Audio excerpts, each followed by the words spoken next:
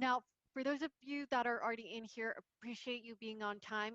Seeing some familiar names within the audience. I know some of you joined our earlier training session.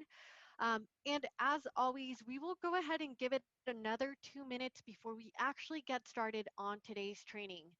In the meantime, while we wait for other participants to join, there is a quick poll with a couple of important questions, mostly in reference to your workflow. So um, let me know if you are someone who does need to know how to run estimates, whether you go out there on site or not. And then also if you need to know how to set up multi-day jobs. Just based off everyone's workflow and what the majority lists out within that poll, we'll go ahead and customize today's training to make sure that it's a productive session. Since there are a lot of new members, more so than repeat, as always, I will offer a couple of suggestions just to make the most out of today's training. And the first thing is at the very end, we will leave the last 10, minimum 15 minutes to go ahead and answer any additional questions that you have about today's training or just generally anything that kind of comes up to mind. So if you have any questions, your dedicated spot will be that Q&A option that you should see along that bar at the bottom of your screen. So you can throw questions in the chat section or in the Q&A. Keep in mind, I am the only one that sees those questions, and it can be related to today's training. If it is something that, as we're talking about it, it applies directly, I'll just go ahead and answer that on the spot. And second, easiest way to let me know that you have asked a question, since audio is muted from the participant side, is to go ahead and also use that raise hand icon at the bottom of your screen. So that way you can kind of just flag it, bring it to my attention. Hey, just threw a question in that Q&A section. All right, perfect. And everyone's answered the poll. You guys are making quick work in there, so appreciate that. All right, just getting a quick pulse check here of where, what everyone's industry is today, and then workflow. What's pretty nice is it looks like most of you don't run estimates, so that's just going to make it a little bit more seamless. All right, perfect. And I think we nearly have everyone in today's training, so let's do a quick audio check here, just to make sure that everyone can hear my audio come through over on their end. But if you can hear my audio loud and clear, go ahead and let me know by clicking that raise hand icon at the bottom of your screen. Perfect. Those of you that joined earlier, you know the drill. Quick hands to come up. Perfect. Looking good so far. Now, we're pretty much ready to go ahead and get started here. One last question that I have for all of you that are joining in today is, how many of you are owner operators, or you're someone who will mostly use the app for scheduling, dispatching?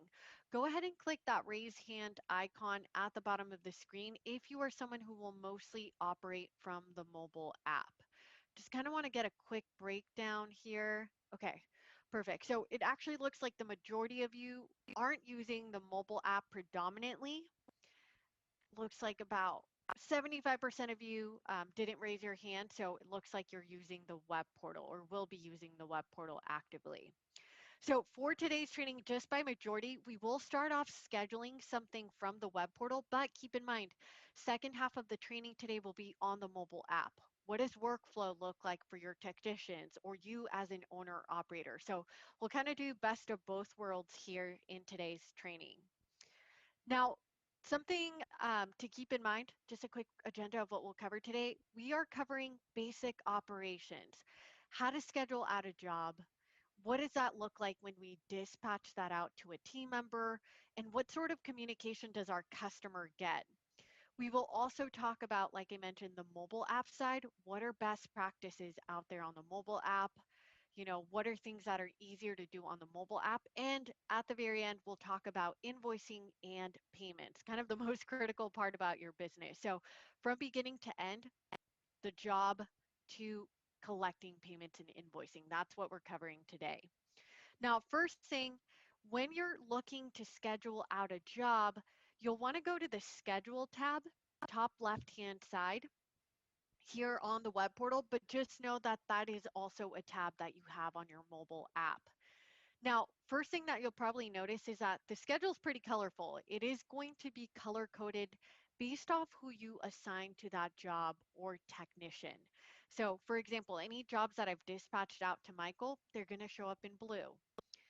And this schedule tab will show you both jobs and estimates, kind of all in one. Now, most of you let me know that you're not writing estimates, so the majority of these that you put on your calendar are just going to be jobs themselves. Now, a couple of suggestions for those of you that are just getting started. Top right hand side, you have your display settings on your calendar. So just depending on what works best for you, you kind of have a couple of different options to choose from. So dispatch and schedule view along with day view show you what you have going on for the day, right? And I'm gonna go ahead and refresh here just to make sure it's set up correctly. All right. So for example, you have day, week view, just based on what you're looking, what you have assigned, you can change your different view options. You'll have slightly less options on the mobile app if you're scheduling directly through there, but day view works really well if you're owner operator. And my personal favorite is the week view. That's the one that I recommend to all my pros who are getting started. Now, on the right-hand side, these are your display settings. So sometimes there's certain information that you'll need to see at a quick glance. All right, so we are going over right here. You can change what you want to see at a glance. City, state code, maybe for you, it's important knowing what the amount is.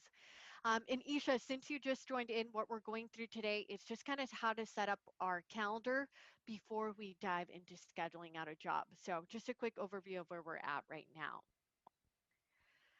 Top right hand corner, this is going to be a little bit more around navigation. You have a menu here. So if it turns out that you need to find a job or an estimate that you scheduled back out a couple months ago, you can find that date, see what you had going on that week, and then, invoice out again or follow up, get a couple more details.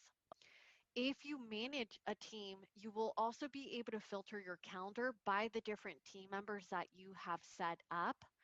So let's say Michael called out sick today, and I need to quickly see what he has been assigned to and decide if I need to reschedule or redispatch that out. So just know that you'll have that function available in the bottom left-hand corner. Now, one important section that a lot of our pros don't know, have a lot of questions about is this unscheduled section. Why do things pop up in here? What does that mean and what is it for? So you will have an unscheduled section if you started creating a job but never ended up assigning a date and time to it. And that could have been, on accident, or sometimes it'll be on purpose, right? It could have been that you needed to order a particular part before you make it out to that customer's home. Now, the best advice I can give you here is you want to keep this unscheduled section relatively clean. You don't want to let it stack up because then it kind of loses its purpose, right? It's trying to let you know things that are still pending a date and time. So what you can do is if you find a job accidentally lands in here, but you actually did go out there on site, easy, you can just drag and drop it on the calendar. Maybe this happened earlier today. And a good rule of thumb is if it happened in the past, you might just want to not notify that customer that a job is scheduled because that might be a little bit confusing.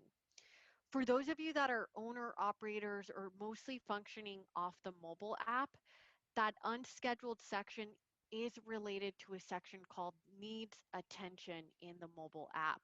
So if you start seeing things popping up in the needs attention section of your mobile side, it's directly related to this. They're just jobs that we started creating but never assigned a date and time to. So I'll go ahead and close that out. So like I said, just to break it down, your schedule, top right-hand side, you have display options. Top left-hand side, you have your unscheduled and your navigation menu.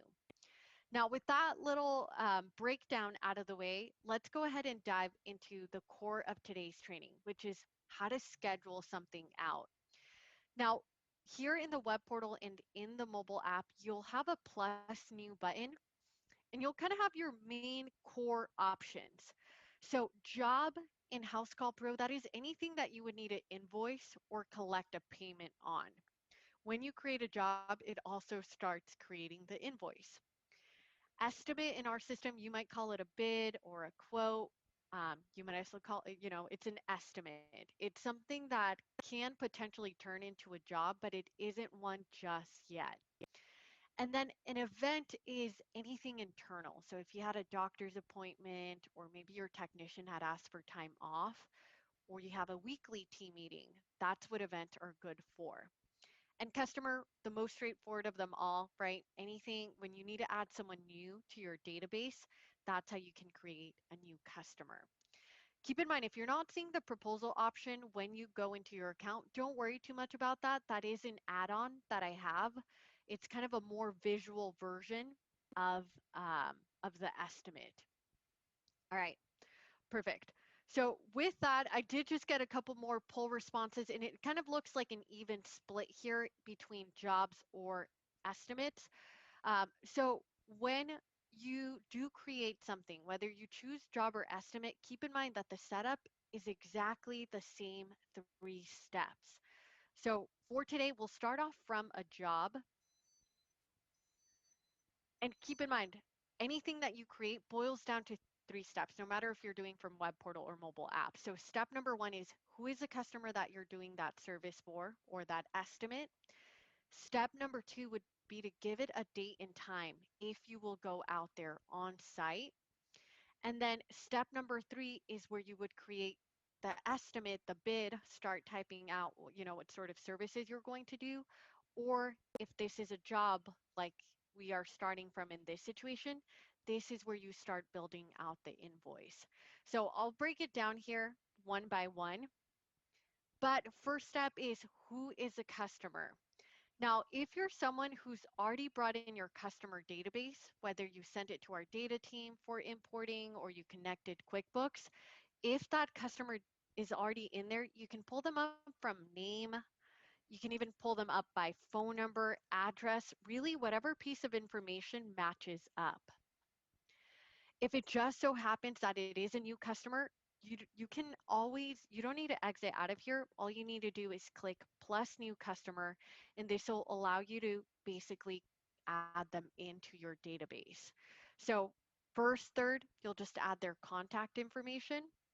Second step when creating a new customer is entering their service address. And then at the very end, you can add in some optional notes, personality of that customer, maybe, anything about their home that you want to keep track of. And this is really important here, is especially for today's training. But if any of you ever have customers who don't necessarily want confirmations or communication, you are able to toggle them off. So we will focus today on what sort of notifications your customer would get. Now I'll go ahead and cancel out of here, and just to keep it a little bit more simple, oops, I'll go ahead and click confirm. I'll just go ahead and use my existing customer, Steven, right? Visually, as you take care of a step, you'll be able to see that card fill out so that you know that you're following through that process correctly. Same thing on the mobile app. Now, if you were someone who doesn't go on site, or you don't necessarily have a date and time yet, you can skip directly to step number 3. All right. So if any of you do estimate, but you don't go out there on site, you can just go to step number 3. And this is where you could build out your estimate or invoice. But for right now, just to keep it simple, we'll go 1, 2, and 3. Now, step number 2 is probably one of the most important, especially if you do go on site. Most of you will want to schedule a date and time if you're starting from a job. Now, keep in mind that that job will pop up for today's date and time. So since today is Monday, and it's 2:15 here in San Diego, that's where that job or estimate popped up as a blue box. Now, if you need to reschedule it, let's say it's not actually happening today, I have my primary option, which is dragging and dropping. That's why a lot of our pros like that week view when they're scheduling things out. Now, if you know it's a bigger job, or maybe we need to push it out to a different date and time, second option to reschedule something is to click into it, and then you can just give it a different date. So let's go ahead and say that we're going out there Thursday at 9 a.m. just to visually show you what that looks like. If you want to block off additional time, you always can. By default, it'll block off an hour, but you can make that a bigger chunk of time. And when you go ahead and click confirm, that job will shift over to where you assigned it to. But again, you can always drag and drop. So it's just going to come down to preference. Now, another thing you'll probably notice is that now that you're looking at my calendar, it's not showing in color like when we were first looking at it. So this is a kind of a giveaway that you're in editing mode. You're currently working on assigning a date and time to this job or estimate. Now, the reason why the schedule step is so important is that at this point in time, you'll get a chance to choose if you want to notify that customer. So if you want to send them out a confirmation that they're on the books. And again, a quick pulse check. How many of you are doing confirmations already? Whether you're calling that customer, emailing them, texting them manually, how many of you do confirmations already? Okay, so I would say about a third of us in here today. And that's great, right? That's an important part of it about customer experience, but it can get pretty manual and time consuming. So instead, if you do want a confirmation to go out, just check this box and we will send an email and text confirmation to that customer. Now, to the right of that, if you need to dispatch out that job or estimate to a team member, this is when you can click this edit team icon. And here, let's say we want Dwight to go out there to do this job. I'm going to go ahead and assign it to him. Keep in mind, you can dispatch multiple technicians if needed, especially if it's a bigger job for your team, right? So I'm just going to go ahead and assign Dwight today. Third icon here is your arrival window. So if you are going out there on site, we do want to set the right expectation with the customer. This is a great way to give yourself a little bit more of breathing room in case our last job runs long or we're running late, we hit traffic, anything like that. So when you set up an arrival window, it basically will change that confirmation message. Rather than telling that customer, hey, we'll be there right at 10, it's going to change that message to say we'll be arriving somewhere between 9 to 10 a.m. Now, just depending on your workflow and the area that you live in, you have different options. So you can choose anywhere from none all the way to +4 hours. And if there's a certain arrival window that you'd like to give pretty often, I just recommend set it as your default so you don't have to go into this step every single time. Now, one other side note, going back to edit team, I just got a great question here from Jonathan. But the question is, if I'm an owner operator, do I still need to dispatch it out to myself? If you are the only person on the account, you can skip this edit team step. It'll automatically assign to you as the only person on the account. So you don't have to worry about that edit team. Good question. And then um, scheduling out a job or estimate, like I mentioned earlier, is the exact same process. The only difference is that if it is a job, you will have the option to set it up as recurring. You'll have this fourth toggle available here. And this recurrence is going to work for any of you that do, let's say, biweekly services, monthly, quarterly, anything that repeats on a specific cadence on your schedule. And again, with a quick raise of hands, are any of you out there that are joining in today doing recurring work? Whether that's monthly, quarterly, biannual, go ahead and click that raise hand icon if you do repeat work.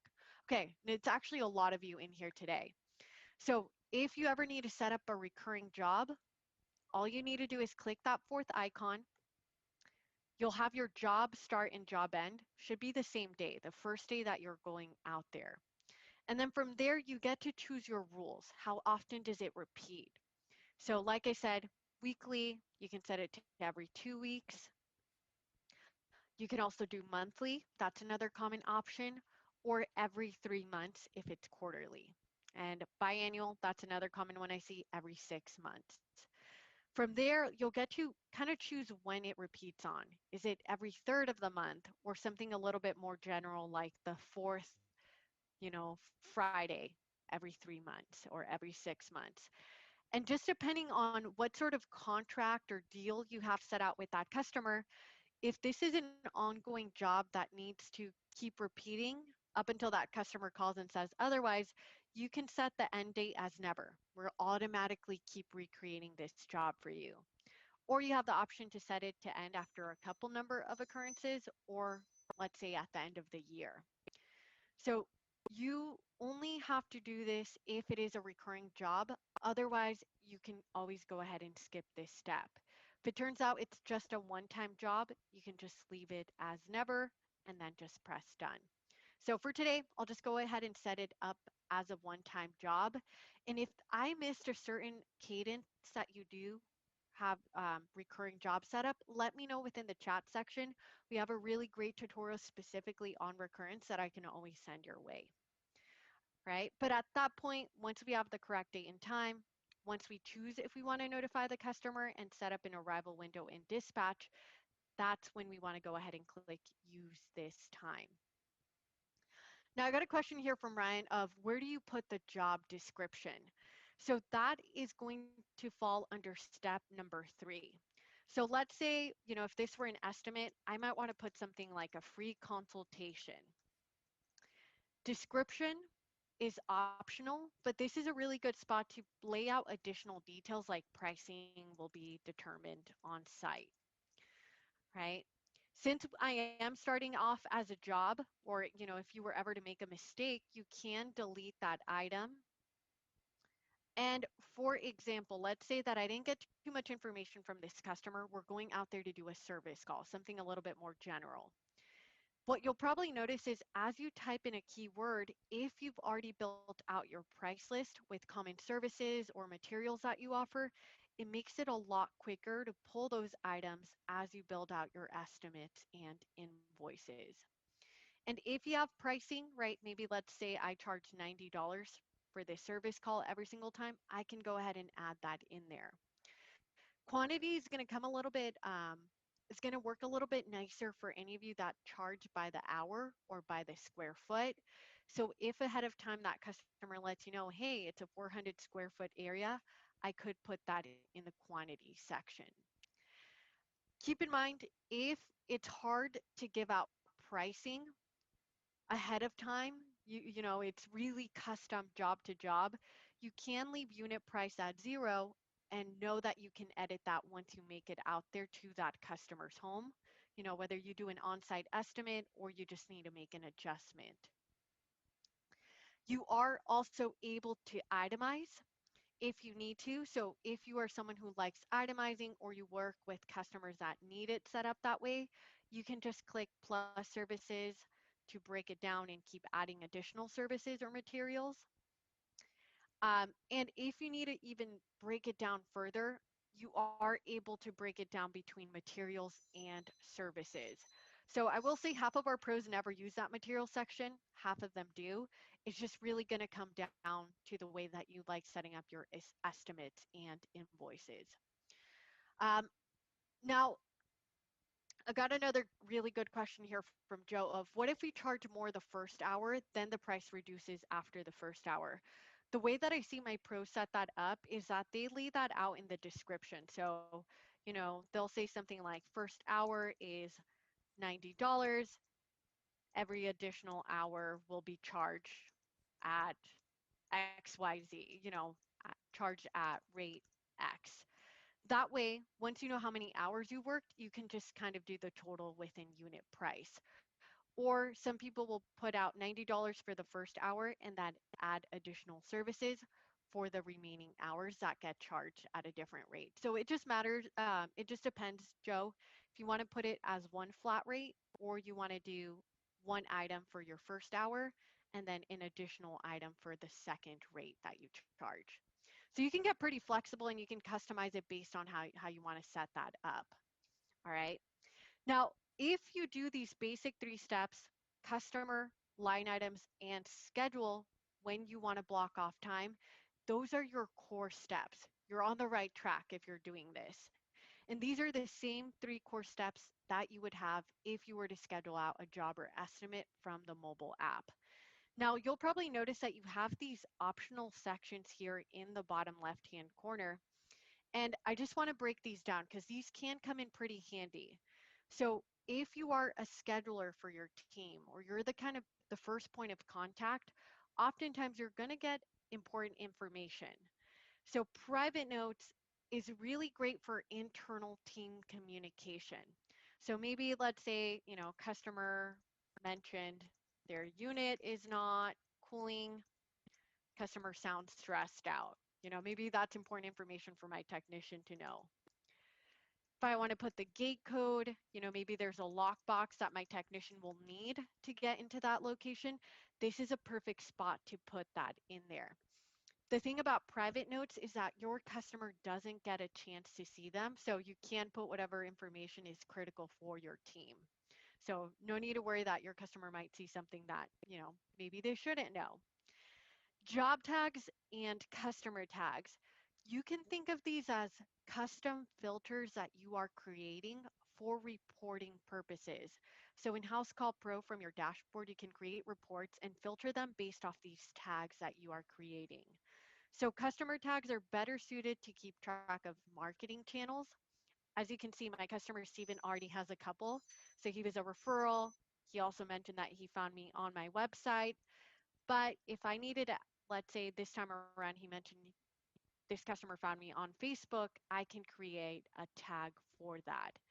You can add as many tags as you want as long as it's relevant information for you to keep track of.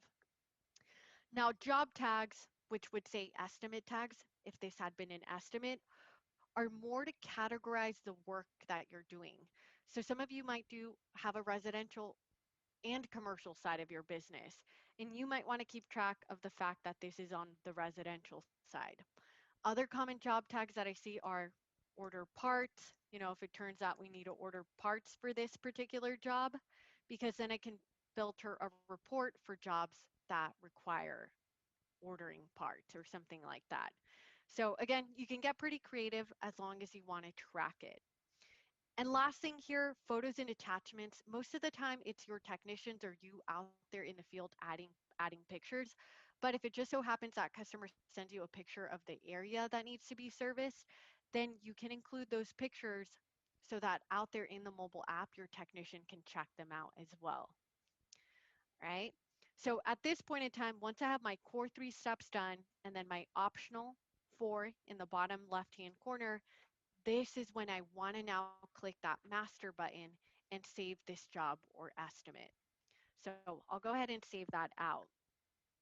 Now I got a question from Aaron here. And Aaron asked, will my technicians be notified when I schedule something out for them?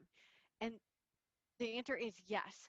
So at the time that you click save, we'll do 2 things. We'll send out a dispatch notification to your technician out there on the mobile app. And then 2, that'll send out the confirmation with your arrival window to your customer. So 2 pieces of communication that are getting automated. Now, whenever you save a job or estimate, right away it'll take you to the details page. And this is a really good spot to audit everything that's happening out there on the mobile side. So anything in blue is an action that we have taken, where anything in gray is still pending. Now, oftentimes this is where you or your technicians are going to take over from the mobile app. So let me go ahead and pull my mobile app here for all of you. And let me just make it a little bit easier to see. There we go. And let's go and make this bigger here. Now you're looking at my mobile app now. It is in iPhone view and I am looking at it as an admin owner. So I do have access to everything. If you set someone up as a field tech, just keep in mind their dashboard, their homepage from the mobile app might look a little bit different based on what permissions you gave them. If you're on our grow plan and above, excuse me, you will be able to turn on the time tracking tool if you want so that your technicians can tap to clock in or tap to clock out. Open work is going to show you anything that's in progress, anything that you started but never clicked the finish button on. And then upcoming, whatever's coming up next. But same idea as a web portal, a lot of us are going to operate off that schedule tab. So I'm going to go ahead and click in there. And again, something to keep in mind, suggestions for my owner operators, top left-hand side, this is where you have your different views. So list view will show you anything that you specifically have been assigned to in order of time. And we'll give it a second here for it to load. There we go.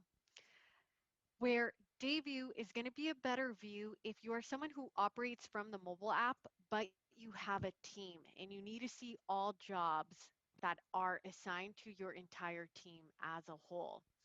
If this were just a field technician user, then they would only be able to see their own calendar and any jobs or estimates assigned to them. So just a couple of differences in view.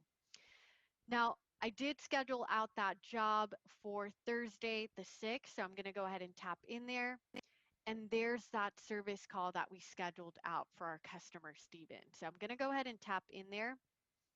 And this is now going to bring me to the details page, but from the mobile side. So keep in mind, if this were an estimate, main difference is that it would say estimate along the top, but you will still have the same 3 action items in view. Now, the first thing that we want to do is when our technician is out there, heading out there to that customer's home, they'll want to go ahead and click on my way. Now, this is going to send out a text message to the customer letting them know, hey, we're actually en route now.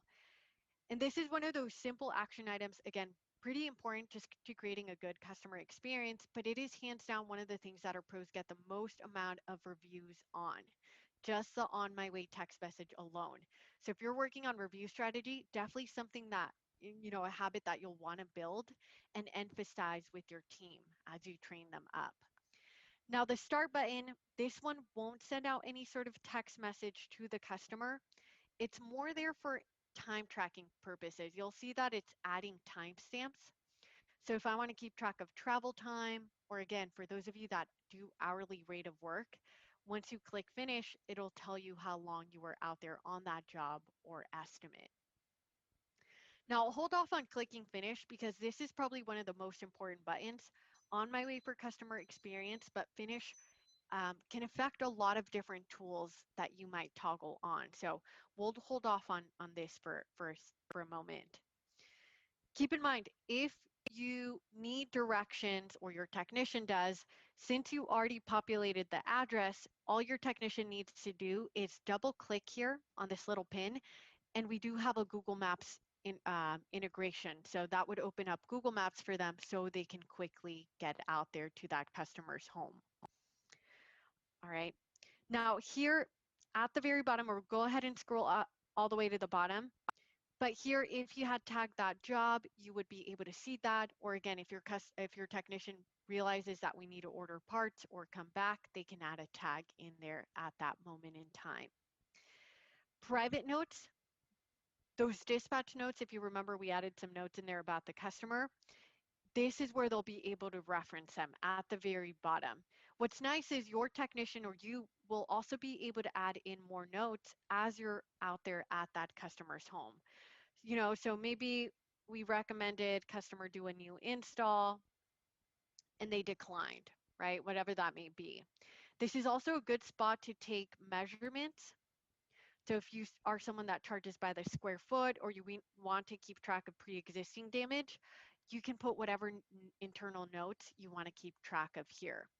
What's nice is you can think of private notes as part of the job or estimate history. You can reference this back over time. So I'm going to go ahead and click save. And another really handy section that all of you will have, no matter which plan type you're on, is attachments. So this is going to be the way that you can register pictures out there from the field. Now, how many of you are taking pictures actively out there on your jobs or estimates, or your technicians are? Go ahead and click that raise hand icon at the bottom if that's part of your current workflow. Beautiful. That's a good majority of you in here today. Actually, it's pretty unanimous. And it always makes me happy when I see training sessions like you guys where you are taking pictures, because it is such a valuable part of the job history, just keeping a track record of what's going out there. Now, to make it a little bit easier, rather than just saving those pictures on our camera roll, instead we'll click into attachments we'll click this camera icon in the top right, and then we can either take a photo directly through the mobile app or select from our library if they're already in there. So I'm going to go ahead and take a photo here. And again, this can be a before and after that we'll use for marketing campaigns later. Um, or it can be a picture of the model or serial number of the unit we're working on. The best suggestion I can give here is that if you and your team document lots of pictures, just go ahead and save those pictures as small. They'll upload much faster, they'll use less data out there in the field, but it's going to give you the same information if you need to look back and reference it at a later time and date. Now here, if you are on our Grow plan and above, you will also have the option to attach checklist or a property profile. These are two tools that you can activate.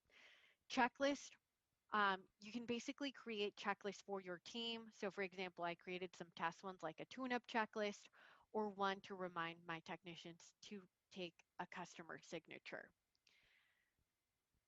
All right, and property profile, that'll work a little bit better for any of you that need to keep track of specific equipment that you're working out there on the field. So this allows you to keep track of appliances, right? You can choose something like let's say a ceiling fan, and keep track of the display name, make, model, serial so that you have that full track record, right? And service plans, this is an add-on similar to that proposal option that you all saw later, but if you have service plans on your Housecall Pro plan, this would allow you to see what service plan that customer is on and what is included within their maintenance agreement. So these are options that you will only see if it's a job and not an estimate. Otherwise, you'll still see private notes, attachments if we had started it as an estimate itself. And now I got a question here from Ryan. Can you do picture captions? At the moment, you can. Some of our pros download, I forget specifically, I can follow up with you, Ryan, but there's an add-on that they use right now. It's just going to be pictures directly. You can't do captions. If there's notes to reference the pictures, most people add it in private notes at the moment. And then I did get another question here from Isha of, so once you schedule customers when you're headed there, will it automatically send to the customers? So if you schedule out a job or an estimate, as soon as you save it, that's when that customer would get that notification. But the on my way button, this is optional if you want to let the customer know that you're heading out there day of job. Let me know if that makes sense, Isha. So now that we've talked about these optional sections, you know, how we can keep track of our notes, pictures, and checklist if that applies, the last thing that you might potentially need to do on a job or estimate is edit the invoice or estimate itself.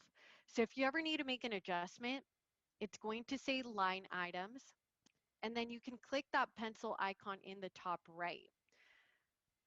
So if you now know how many hours you worked, the square footage, or it turns out that we need to add, let's say in this situation, a filter replacement, I can go into my price list and quickly build out the quote or the invoice itself. So let's say in this situation, it's going to be $65 for this particular filter. And I'm going to go ahead and add that to my invoice. This line item section is also where you can add materials, you can add a deposit, or if you need to register a discount for your customer, this is where you can also take care of all of that.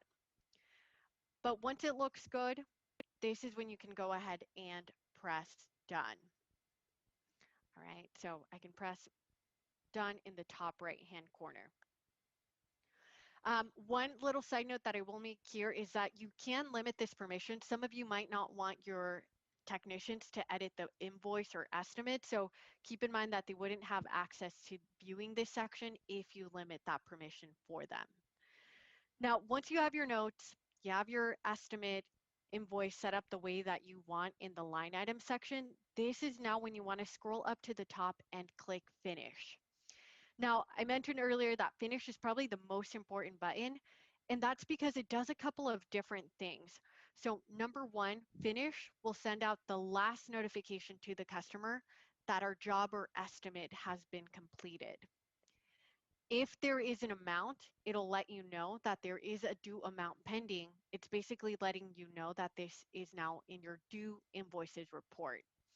And last, every single one of you, no matter which plan type you're on, will have the option to turn on your reviews tool. If you turn on that reviews tool, that review request goes as soon as you press finish on a job. So if you set up follow-up email campaigns, it's all triggered off finish. So it can serve a lot of different purposes as you activate more tools as part of Housecall Pro.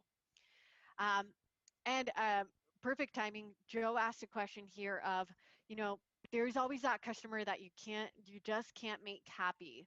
Would you make a tag to make sure that they can't add a review? Yes, I'll actually show you all how you can create a safety tag. Basically, if you add that tag to a customer's profile or to their job, before you click finish, you can omit them from them getting a review request. So the way to do that is if I were to, before I click finish, I could have gone into job tags and then my um, safety tag is no review. If I ever tag a job or a customer with this, that means that they won't get a review request. So like Joe said, that's built in there as a security measure. You can share that tag with your team members, or I'll show you all at the very end how you can create that tag. But it's in there now. You just want to make sure that you do that before you click finish if your reviews tool was activated, because otherwise it'll go out at that moment in time. Now, the last thing that you can do here on your jobs and estimates, it's optional, but something I do recommend is you can take an approval signature. If this were an estimate and you happen to go on site, you might want to register a signature of approval on that estimate. On jobs, you can take a signature before the work starts or after the work is complete. So I always recommend if we're changing pricing in any sort of way, it's nice to document that signature, that sign off. So I can go ahead and press done signing. And like I said, the most important part once it comes to finishing out a job is collecting a payment and invoicing that out. Now, one of the last questions that I'll have in here for you that I didn't include in the poll, but how many of you are doing payment upon completion? Go ahead and click that raise hand icon if you usually take payment as soon as that job is done. Awesome. So hands came up pretty quick and then came down, but I think it was most of you raised your hand. So when it comes down to documented payment, you'll go ahead and click pay. It'll bring you to the checkout page so that you can verify the total. Now, this total is coming from line items. So if it ever looks off, just you would exit out of here, scroll down to that line item section and make sure that you square away any edits that you need to make. You are also able to make partial payments. So if any of you do bigger ticket jobs and maybe you take 20% down or 50% down, you can put a partial amount. And then plus note in the bottom left-hand corner, that's a good spot to register any notes about the payment, something like 20% deposit or customer will mail in the check next week. Once you have the correct amount you want to charge and any notes, any notes that you wanted to add, then you can go ahead and press next. And you have four main options for payment with Housecall Pro. These are the same four options if you were to take payment via, in the office. But option number one is if you will be using Housecall Pro for credit card payments, your technicians can key in the card or they can use their phone camera to scan it. If any of you use Housecall Pro credit card payments and you have repeat customers, recurring work, you might also want to give the option for your customer to put a card on file. There is a cheaper option than this 3.49 rate that you would be charged if you use any of these options, and that is by getting one of our card readers. They're 59 bucks each, but they drop your rate down to 2.59. The other options are pretty straightforward. So cash or check, exactly what they say. For collecting checks, you would just mark this middle option. And then other, this is an option that you will want to use if you are going to be using a third-party processor for payments. So if you decide not to use Housecall Pro, you can just click other, and you'll have these 4 sub options. So warranty work, but if you're someone who will use, let's say, Venmo, your local bank, PayPal, then you'll just mark it as other and then the subcategory other and run it as usual through whatever system you're going to continue using. So for today, I'm just going to go ahead and click the back arrow, and let's go ahead and say that we're taking a check, a partial check. Right. We'll get a thank you for your payment confirmation screen here. There it is. And then I got this question from Mary earlier, but the question is, should my technicians click pay or invoice first? Now, it's really going to depend. I always say if you are taking a payment as soon as you finish the job, click pay first and then click invoice, because that invoice will actually be updated based off if you took a payment or not. So here, I'll give it a second, but you'll realize that it says amount to 11, which is the difference that's still pending on here. Whenever you send out an invoice or an estimate, you'll get a chance to preview it just to make sure we're not missing services, pricing looks correct. And then on your estimates and invoices, you can also click this paperclip icon if you want to attach pictures that you documented. So maybe that customer was wary about doing a filter replacement, but the proof is in the picture. So we can attach those to our invoices and estimates. From here, once we're ready to send out that invoice, we'll press send in the top right-hand corner, verify that we have our customer's email in there, and then if it looks good, we can go ahead and send it out directly to them from the field. Keep in mind that sending out an invoice and estimate is the same process. Main difference is that when you send out an invoice, if you're using Housecall Pro for credit card payments, the customer can run their card, enter their card information. Where if you were to send out an estimate, the customer will have an option to click approve or decline if you haven't registered a signature for it yet. All right. Now I'm going to go ahead and minimize here. And one of the last things that I want to show you all is the way that the mobile app talks back to the web portal. So I'm going to go ahead and refresh quickly here. This is my favorite part. Now, anything in blue, right? And now we'll see more actions in blue. And that's because now I can see a full track record of everything that happened. My technician was out there on that job for a whole 8 minutes. I know that they sent the invoice to the customer. And I can also tell that we are still missing an amount to be paid. I will be able to see any edits that were made. So I can see that we added a filter replacement, and I can still make edits. If I find out that my technician missed something or there was a typo, I can still make edits if needed. Bottom left-hand corner, I can see that my technician added the no review safety tag. I can see any extra notes, pictures, and signatures that were documented. So you have a full track record of everything that you need to follow up on. And if you are someone who doesn't take payment upon completion, or it just so happens that this time around you're processing that payment in the office, easy. You'll just go ahead and click pay. Oops, I clicked that too fast. And you'll have those same 4 options that we talked about on the mobile app. So credit, cash, check, and other.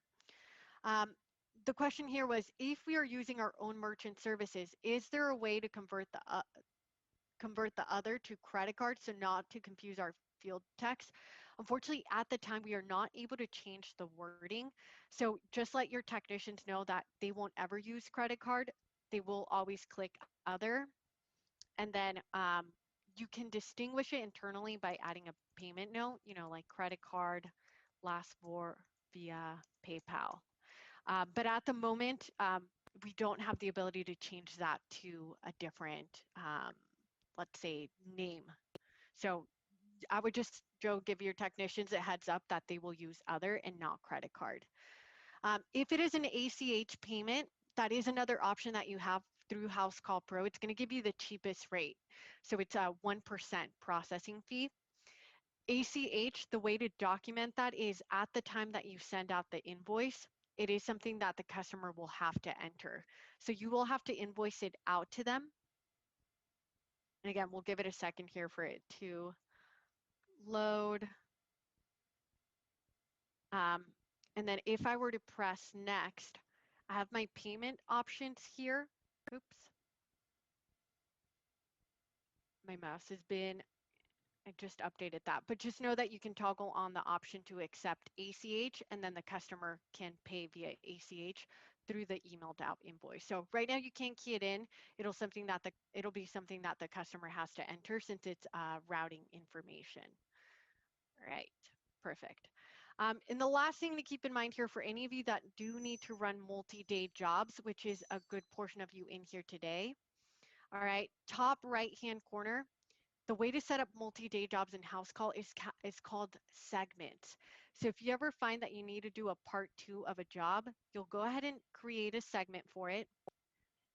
Default messaging is going to say segment number, whatever it may be, but you can always rephrase it. So I might say return visit, install filter, or day 2 of install, and then I'll go ahead and click create.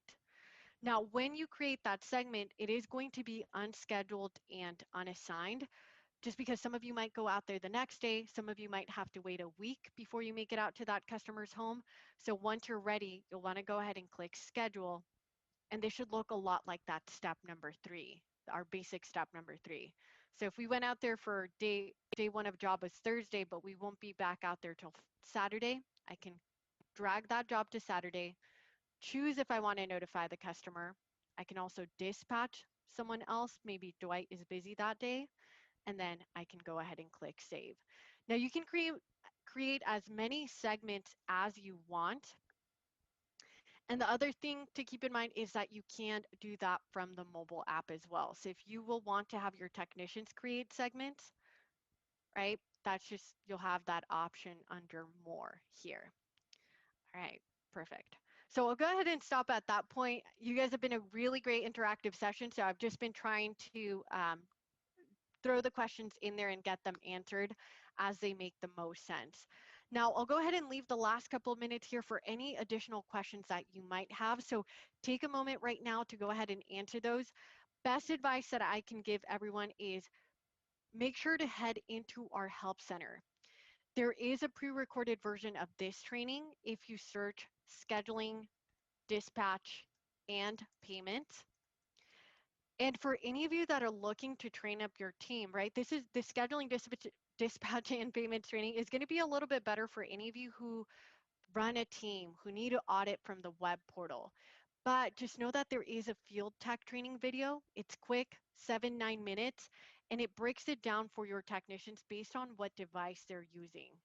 So if I were to type in field tech training, and I'll actually share this with all of you, so in case you want to follow up, this right here is the training that I recommend for your technicians instead. So I'll go ahead and share that in the chat box in case any of you want to check that out. And bottom right hand corner, if you ever run into any questions, you know, quick response time, that's going to be through our chat team. So if you're stuck trying to collect a payment, how to set up ACH, just chat in. It's like texting for help. I always like to tell you the hours of our team because these are real life members. So Monday through Friday, 6 a.m. to 6 p.m. Pacific, and then you also have them Saturday and Sunday, 8 a.m. to 3 p.m. Pacific as well. All right. Now, let me go ahead and go here. And this question came from Isha. So if you already have a card reader, can I link it to Housecall Pro? So our card readers are through Stripe specifically. So Isha, you'll want to verify that it is one of the card readers that we have. If it's a third-party processor, like one from Square, you will want to order one through ours because they operate a little bit different. So this is what our card reader looks like. I would just verify that it looks like that. And otherwise, you know, if you run bigger ticket jobs, I will say for the most part, it kind of pays for itself. But this is a card reader. It's a nice black Bluetooth one that you can order. If you want to check it out and get more details about it, that lives under the My Money tab here in the top left-hand side of the web portal. Now, other couple of questions that I got here were on how to activate reviews and how to turn on that safety tag. So if you're looking to set up reviews, like I said, that's on everyone's plan type. It's one of the strongest, most powerful tools that you can set up. So you'll just want to go ahead and click go to App Store. Any tools that you need to set up that I showed you today, like checklist, service plans, time tracking, the same rule applies. You just go ahead and click learn more, and there'll be a toggle so that you can activate that tool and it shows you. Every section has a step-by-step tutorial, so if you want to learn more about that tool and how your technicians would use it, you'll have that link directly in there. But reviews is going to live all the way at the bottom of the My App section.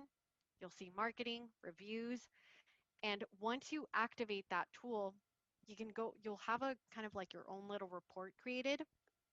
And when you click view my reviews, this is when you'll get a chance to link it to your Google or business Facebook page. But here in the top right-hand corner, this is where you can create your safety tags. When I ask for reviews, exclude these tags. So that's why I added the no review one, because that's what I set it up. So if you're going to activate reviews, I do encourage you to create these exclusion tags. And again, make them simple to remember, just like a quick keyword that you and your team can quickly add if you run into any of those situations where we just don't want the customer to get that option. And another question here is regarding the ACH payment.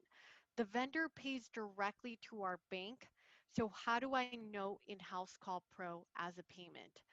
Um, got it. So if the vendor is paying that directly to your bank, Ryan, I would just mark that as other, and then the other option, the subcategory in there, and add a payment note, ACH payment through vendor.